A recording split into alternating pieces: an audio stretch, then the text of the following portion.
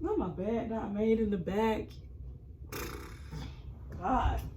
Now I gotta act like I be making my bed and stuff all the time. We just gonna sure. We just gonna slam these sheets over the bed. Who gonna check me? It's looking a little Humpty Dumpty, but y'all don't gotta see what's behind the chair. Another banger. Make a pom, make a pom, pom, pom, make a pom, make a deep, a deep, pom, pom, pom. Your body kakara, make a pom, pom, pom, on a magnetic. What's good, y'all? So today, I know this background is giving you very much where are you in the room, but here we are because I could not find a space to film in my house. Like, so saying me and my homegirl, like I literally went to every room in this house, and I didn't want to eat in the bathroom because first of all, that's dirty, and I just feel like your caca air mixes with your like food air, and that's just a no-no. Like, you can't be doing that. So now I'm eating in the room, which I hate to do. I just feel like, why are you eating in your room? Like, you could bring in roaches. Like, no, you can't do that. And just ants. And no, you have a whole like dining hall or table, whatever, downstairs, like, or the kitchen.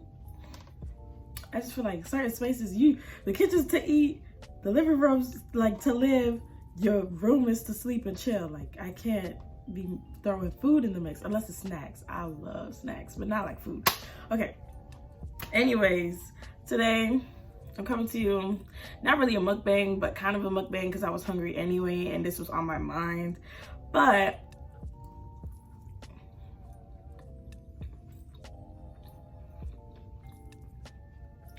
let me show y'all. I got some snappers. It's basically like a seafood place. But I just got chicken because I've really been missing it since I went to college. But anyways, for today's video, we're gonna be talking about scholarship displacement. And I feel like this is one of the main things that they don't tell you about scholarships. So if you're interested in this, I want to know the real and what's gonna happen to your scholarship money if you go to a need-based institution. Stop this video right now. Like, comment, I'm ready, period. Oh, I just spat. And subscribe to this channel and turn on the notification bell so you can like be notified when I upload, because I upload sporadically, but we're trying to get on a routine, but I'm gonna need you to be on it like white on rice. Okay, so boom, you're not here to hear me ramble, you're here to hear about the facts. So let's go.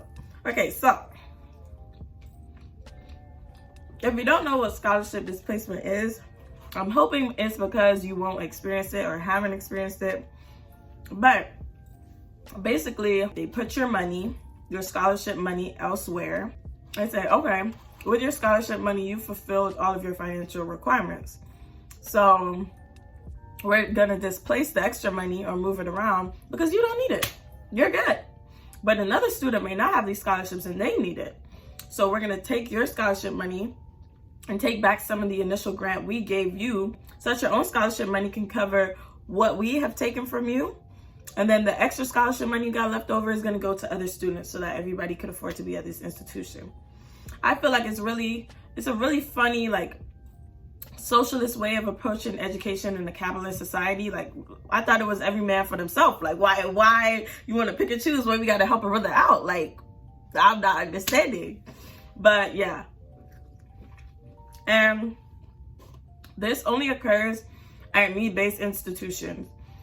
I'm not sure how many there are in the US, but I'll probably put the number somewhere around here, and I'll leave a link down below noting all of the need-based institutions. But need-based institutions tend to be private, and they a lot of the like elite schools like the Ivy Leagues, Duke, Stanford, all of that, they're need-based. Of course, different schools have like no school has exactly the same financial aid contract. So you may need to go, I highly recommend actually that you go into the schools that you're applying to, read their financial aid package about outside scholarships. Go to the outside scholarship section and read it. And they're going to put it in like, usually in all these it's going to be really verbose and kind of hard to understand. So you really got to sit there, probably with a dictionary, make sure you know what's going on, because they're talking about your money and you don't want to play about your money. But I do know for a fact that not every school handles their financial aid exactly the same way, and that's why I want you guys to check it out. Because I know for Princeton, basically they say like once you have scholarships to a certain point and you've already like covered your federal work study and your summer savings and your student contribution, now the surplus of scholarship money is going to cover what our grants would have. Say X school calculated my financial aid and they determined that I owe the school, or it's going to cost $40,000 for me to attend that school. Of that $40,000, the school says, okay, I'm going to give you $30,000. So now I only have to come up with $10,000 on my own. But I have some scholarships by the grace of God. So, but let's say that I have $50,000 in scholarships. So now from the $50,000 I have, I'm going to use $10,000 of that to pay my federal work study, my summer savings, all of that jazz. Okay, boom, now we're great. And the school is going to be like, okay, that's cute, but we see you got a little more money. You got $40,000 left because you only used $10,000 to pay for your contribution. And it's clear that you have a lot of money, a lot of scholarship money, which can be used elsewhere for you. So we're going to take our $30,000 back and use $30,000 out of the $40,000 that you have to cover whatever you have to pay for. So now you're done with your bills, and of course, like, so now you're done with your bills, and you're like, oh, maybe I got a $10,000 in my pocket. No, they're gonna take all of it and be like, you know what? You paid everything that you had to pay, but at the end of the day, you already gave us the $50,000, and you only needed $40,000 of it. So the surplus, the $10,000 that you had left over, we're gonna extend it to other students so that we could fulfill their tuition requirements. We can like help supplement their grants, and that's what they do with the $30,000 that they took from you as well. But the $10,000 gets a little sticky because some schools may like offer their own scholarships. Like I know Duke, for example, even though they're a need-based school, they have so many different scholarships varying from like a full ride to like a partial ride, whatever. So of course that creates like certain intricacies that are going to make the way that you may or may not receive like a refund check based on your scholarships, that's going to muddle that up. So you're going to need to definitely book a financial aid appointment and talk to them, because sometimes they say one thing on paper, and then you call them, they say another, and then you get in person and they say something else. So always make sure, especially when you go to these financial aid appointments or you're talking to somebody, you get their name, their contact information, and you write down, like you have at least a transcript or recording or something. Well, maybe it's illegal to record people, I don't really know, but make sure you know what was said, because a lot of the time everybody has varying knowledge on what's going on, and you don't want to sit there and take what one person says and now you're messed up because they don't know what they were doing. So you want to make sure that you're talking to multiple people and the same answer is being given, and go in person when possible, because it's a whole different interaction over the phone.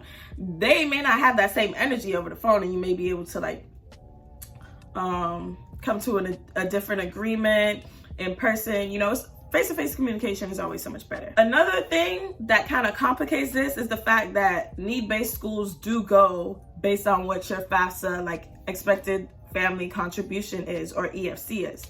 So if you don't have a Pell Grant, which gives you up to $5,500, because like the government says, okay, you actually may not be able to pay as much as other people for school, so we're going to give you this grant every year. This is supposed to go towards your college education, and then when schools see that you're eligible for the Pell Grant, you also are eligible for a lot more aid and sometimes specific scholarships only for Pell Grant eligible students. If you don't get the Pell Grant and you have an EFC of above 0, or I think you can still get the Pell Grant if your EFC isn't 0. If it's like under a certain threshold, you can still get it, but I'm not sure. But if you have a certain EFC, that your school is going to take that EFC and they're going to put it into their equation or calculator, and at need-based schools, they're going to give you an amount that you are expected to pay. If you go to a school that operates on a semesterly basis, then twice a year you're going to be getting, it may be the same, it's usually not. They're going to calculate how much you owe the school for both semesters. If it's a quarter system, they're gonna do it, you're gonna have that 4 times most likely. That's how it works at a semesterly school. Princeton is a semesterly school, so I know that's how it works for me.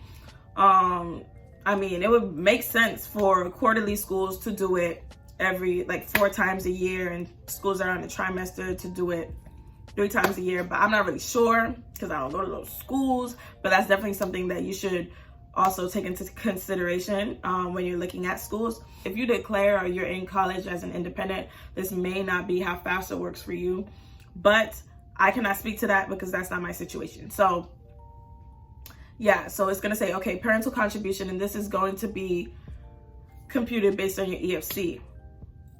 Your scholarship money, your outside scholarships, it doesn't matter if you got like 90,000 plus in outside scholarships like me. That number that they say you have to pay each semester, the scholarships don't touch that. Outside scholarships cannot, like, your parental contribution is stagnant. That's something you're gonna have to pay throughout all your 4 years or however long it takes you to complete that college. There is no circumnavigating it. You can't get around it. Nope. They're gonna get their gas from you, and that's that on that. You see, they're going to get their money from you one way or another. And no matter how many scholarships you have, and no matter if you have enough scholarships to cover your summer savings and your student contribution and your federal work study, those scholarships cannot save you from that parental contribution. Your student contribution can be waived by outside scholarships. Your parental contribution cannot, because it's based on your EFC from FAFSA, which you put in all your like income. I think you use like your income tax returns from like 2 years prior or a year prior. It doesn't matter. It's irrefutable. You're going to be paying it every year or every semester that you're there. And they recalculate it based on like each FAFSA that you update. So you may pay more one year and then less the next year, depending on like your parents' income or your household income, family situation, whatever may come up. But you know, FAFSA is really trifling, and they be thinking that you could pay stuff that you can't afford to pay. So that's a story for another day. But that, I didn't even eat. I got so into this because I really want y'all to know, like, I tell so many people about this. There's so much I learned about scholarships by going to college, and it really just opened my eyes to the fact that college is a business at the end of the day, especially at these private institutions, the prestigious institutions, the Ivy Leagues. Like, you're going to pay that school some way, somehow, unless you are literally like at the poverty line or below the poverty line. So just be prepared for that. And of course, this is not to discourage anybody from applying to scholarships. I advocate so hard for applying far and wide, because even if you may end up in a situation like mine where your scholarships aren't helping you to pay for school, you still benefit from meeting amazing people in that scholarship network, from the connections, the accolades that come with being a part of that scholars program, or just being a recipient of that. And then it's always good in the future if you want to end up getting a job, because you know they believed in you when you were a 16, 17-year-old kid in high school. So it's like, oh, if Wells Fargo believed in me or Bank of America believed in me this young, and that's on my resume, why can't I go back, and why wouldn't that help me? Like, why couldn't one of my connections help me there? So just always keep in mind to network and like take advantage of all these opportunities, because you earned those scholarships for a reason. You did not win them, you earned them for a reason, because the people in that room reading your application, they believed in you, they believe in your vision for yourself, and they're there to support you. So don't be afraid to build relationships and take advantage of them. So yeah, that's all for today. Now I gotta smack my food and warm it up again because I forgot. Like, when I get to talking, I get to talking. But if you guys enjoyed this video and you learned something, comment down below. Let me know what you learned, or yeah, let me know something that you learned from this video. I'm really excited to see. As always, be sure to like, share, comment, and subscribe. Turn on the notification bell so you can know when I post again. And I hope everybody just has a blessed and safe day. And I'll see y'all soon. Another banger. Make a come, make a pom pom pom, make a come, make a tea for the pom pom pom. Your body kakara, make a pom pom pom on a